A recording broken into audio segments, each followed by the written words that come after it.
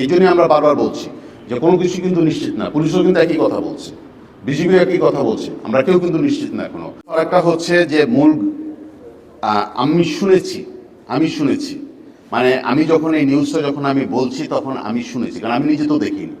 So আমি শুনেছি কার কাছে, এজ এ সংবাদকর্মী হিসাবে আমার যে সোর্স আছে সীমান্তবর্তী এলাকায় তার কাছ থেকে শুনেছি। সেও কিন্তু পাচার করেনি, সে শুনেছে আরেকজনের কাছে। আর আমরা বিজিবি অনগ্রাউন্ডে, আমি নিজেই অনগ্রাউন্ডে ছিলাম।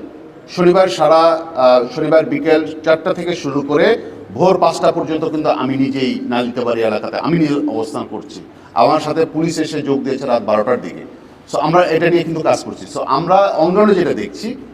আর আরেকটা হচ্ছে যে সোর্স এই একজনের কাছ থেকে শুনছে, এই জন্যই তথ্যের ফারাকটা আসলে তৈরি হচ্ছে। তো নতুন এবং ফিরে আসা গ্রাহকদের জন্য নগদে চলছে ক্যাশব্যাক সহ প্রতিদিন হাজারো উপহার জেতার সুযোগ। হবে আশা আর ফেরা সারপ্রাইজ সেরা।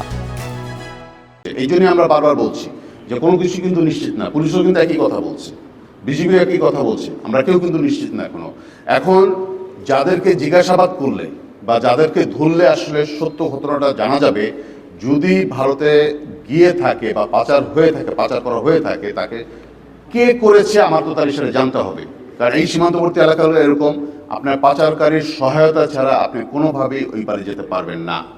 তাহলে যাকে পাচারকারী হিসেবে বিবেচনা করা হচ্ছে সে ফিলিপস নাল, তাকে ধরার জন্য আসলে মাঠে আমরা কাজ করছি।